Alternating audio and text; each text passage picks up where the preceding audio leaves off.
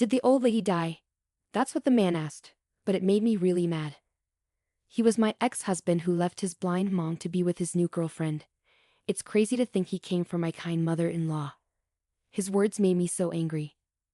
You must have had it tough too, right? Now you can do whatever you want, but I guess there's only so much an old lady like you can do. He laughed loudly and rudely, making it hard to show how mad I was. I just smiled back at him. Well, I actually just inherited $3 million, so I'm going to enjoy my freedom, I said, wiping the smirk off my ex-husband's face.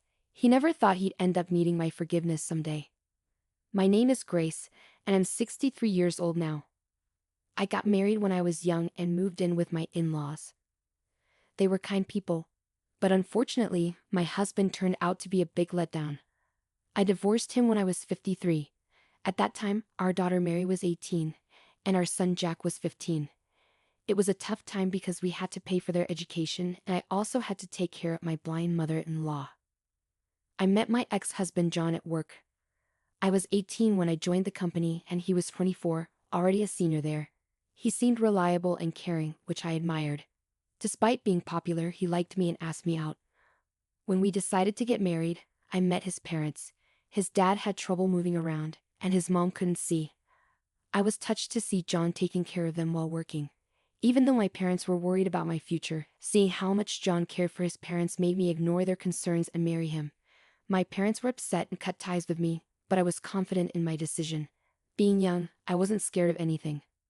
After getting married, I decided to quit my job so I could take care of my in-laws and manage our household. My husband, John, was grateful for this arrangement as it allowed him to focus on his work. My in-laws treated me like their own daughter and always showed appreciation for what I did. Even though taking care of them was challenging, their kindness made it easier to bear. John worked late every day, so I believed everything was going smoothly at home. One day, while at the grocery store, I bumped into one of John's former colleagues.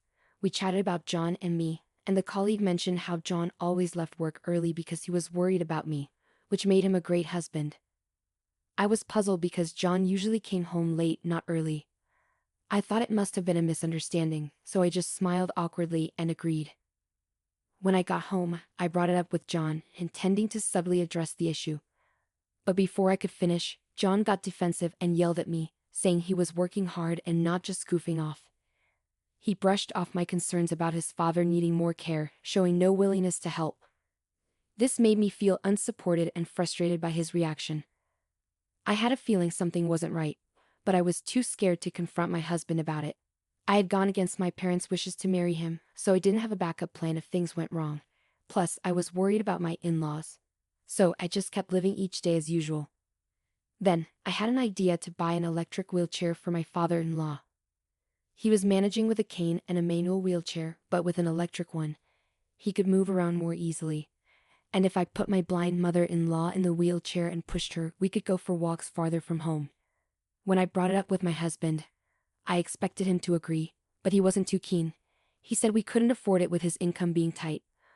While it was true that we weren't wealthy, I felt the wheelchair would bring joy to my in-laws, so I suggested borrowing money from the bank and repaying it later with their pension. My husband reluctantly agreed, warning me not to cause trouble. I couldn't tell my in-laws exactly what he said. But when I mentioned we could borrow from the bank, my father-in-law was thrilled. So we went to the bank together, got a loan, and bought the wheelchair. My in-laws were overjoyed with their new mobility aid. Not long after, my father-in-law passed away, leaving me and my mother-in-law deeply saddened. But instead of offering comfort, John complained about the debt from buying the wheelchair. His words made me feel guilty, especially knowing my mother-in-law likely overheard. Now, it was just me and her at home. With her blindness, she could handle some things on her own, reducing my caregiving duties significantly. Around this time, John suggested we have children. I was unsure about his intentions, but I hoped it meant a positive change. We ended up having 2 children, but unfortunately, John didn't become more involved with household tasks even after they were born. My days were a whirlwind of chores and childcare. Despite it all, seeing my mother-in-law happy brought me comfort, especially when she heard the laughter of our children. After my father-in-law's death, we managed to find some happiness, but there were signs our marriage was struggling. John seemed distant, always late coming home, and showing little affection for my mother-in-law or the kids. He even started working on his days off, with no joy on his face. I began to accept that as long as he provided financially, maybe that was enough. Our marriage wasn't perfect, but our children grew up to be good-hearted and honest. Our family faced a big change when our daughter turned 18 and was heading off to college. On a Saturday, which was supposed to be a day off for John, he announced he was going to work. I had to remind him that he promised to take my mother-in-law to the hospital for her checkup. This was something we had planned for a few days, and it was also the day our daughter was moving into her college dorm. But John snapped at me, saying it was my job as a housewife to take care of such things. He claimed he needed to help our daughter set up for college. This outburst surprised me, and I couldn't believe he was being so insensitive. I'd never talked back to him before, but his attitude made me furious. He seemed taken aback by my reaction and continued to argue, saying hurtful things about why he married me in the first place. His words stung, and I felt regret for ever marrying him. I couldn't bear his insults anymore, so I simply told him to stop. I realized I couldn't expect anything from him anymore. He seemed satisfied that I didn't argue back and left, saying I should take care of my mother-in-law and the kids. After that, he never came back home again. It was a painful realization that our marriage was falling apart. In the end, I had my eldest daughter take care of her dorm move-in while I accompanied my mother-in-law to her health checkup. Despite the absence of my husband, we managed to get through the day. Everyone noticed he didn't come back, but nobody spoke about it. A few days later, a letter arrived from him, containing a divorce notice and a message stating he was leaving to live with his lover. He also mentioned he didn't want to be involved in the debts left by my in-laws and that we could live our lives as we pleased. I felt exhausted and realized I would be happier without him. Before filing for divorce, I informed my children and my mother-in-law about the situation. My mother-in-law was deeply shocked and apologized repeatedly while crying. She expressed her intention to move out, feeling like a stranger now that we were getting divorced. But I reassured her, saying she was just like my real mother and the only grandmother my children knew. I insisted that we were still a family and didn't need to worry about our future. Despite her tears, she thanked me for my words. However, I couldn't deny my worries. Even though my husband wasn't perfect, his financial contribution was still valuable. Now that he was gone, I felt uncertain about our future. I desperately searched for a job, but nobody would hire me because I had been a housewife for many years. Both Mary and Jack offered to work, but I felt like I had to find a way to support us. However, my mother-in-law surprised us by telling me not to worry about working and to focus on going back to school if I wanted. She assured me that she would take care of everything. We were puzzled by her offer, but she insisted, and our lives continued without any major changes. If anything, it felt like we could live more comfortably than when my husband was around. I decided to file for divorce with the help of a lawyer. My mother-in-law wanted to report him missing, but I had no desire to see him again. Surely she must want to see her son, my ex-husband, I thought. But even after she reported him missing, my ex-husband was never found.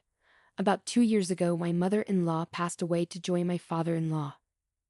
Sadly, she never got to reunite with my ex-husband during her lifetime, even though he's her son. I felt like I should contact him, but when I tried to find his address, there was nobody living there. Reluctantly, we held a small funeral for my mother-in-law with just the three of us. And now, unexpectedly, my ex-husband stands before me. I saw him while I was out shopping alone. At first, I thought I had mistaken him for someone else and tried to ignore him, but he kept staring at me. It's probably not a mistake, I thought, deciding to ignore him, but he persisted, saying, "Grace, right? You're as glum as ever. How rude." The woman next to him laughed softly, adding to my irritation. Just as I was about to walk past them, he said, "Did the poor old hag already kick the bucket?" I stopped in my tracks, glaring at my ex-husband. "Who are you calling a poor old hag?"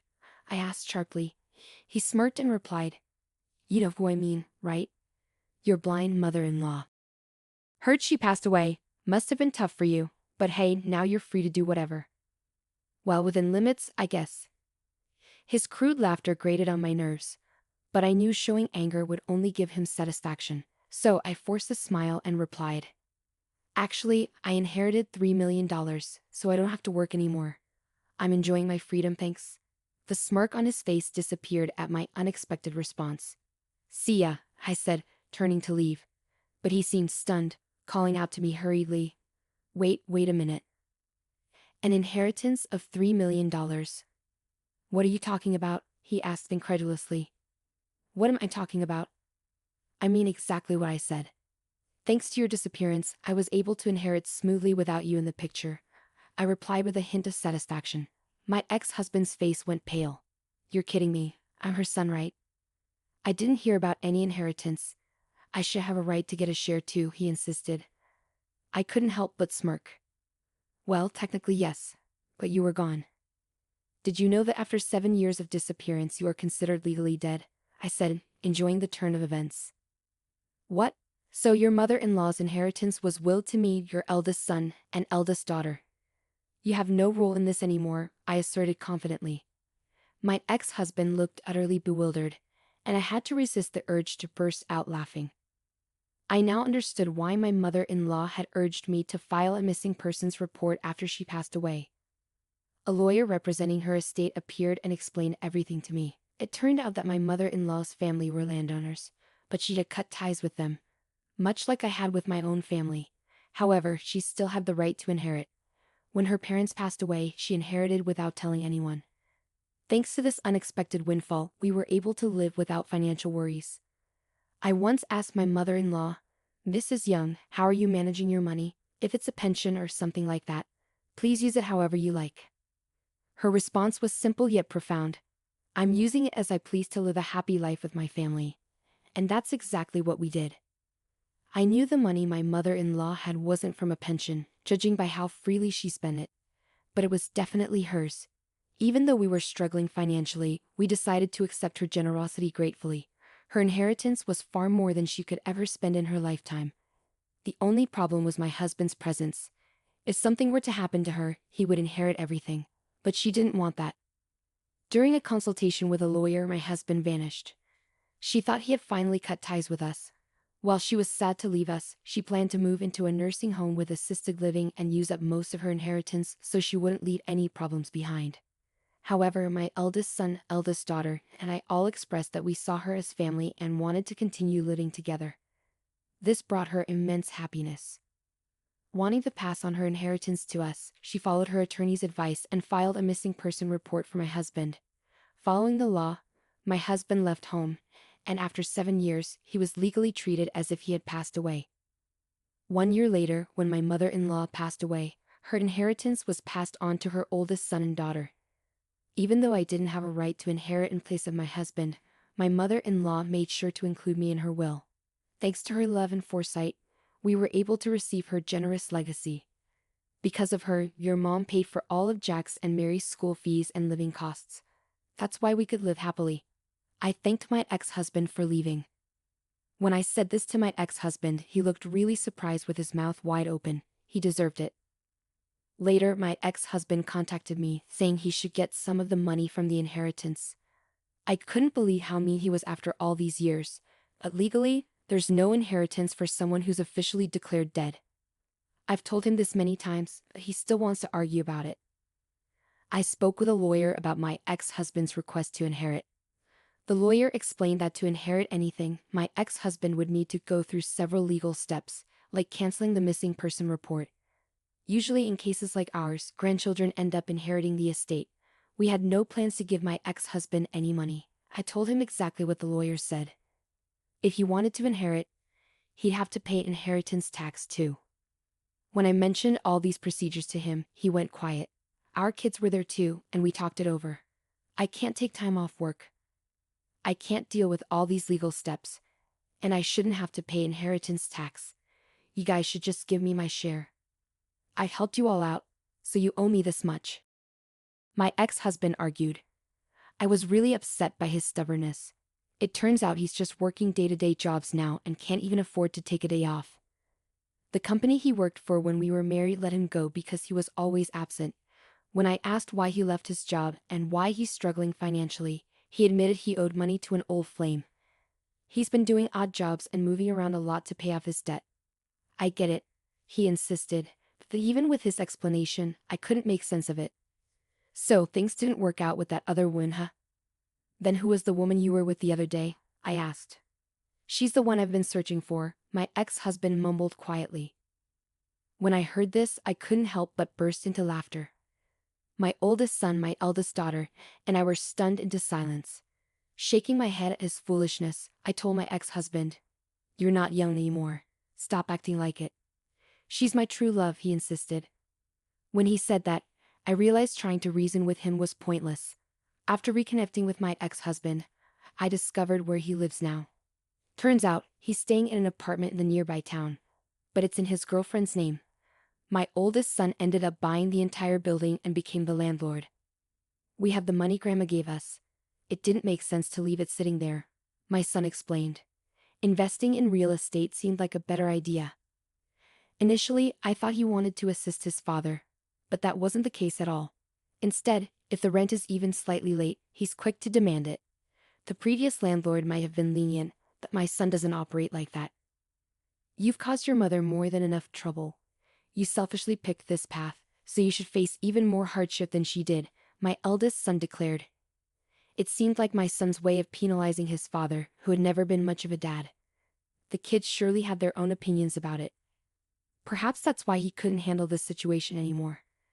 My ex-husband came to our house, pleading for forgiveness. "I'm truly sorry. I neglected my duties as a parent and a partner, Grace.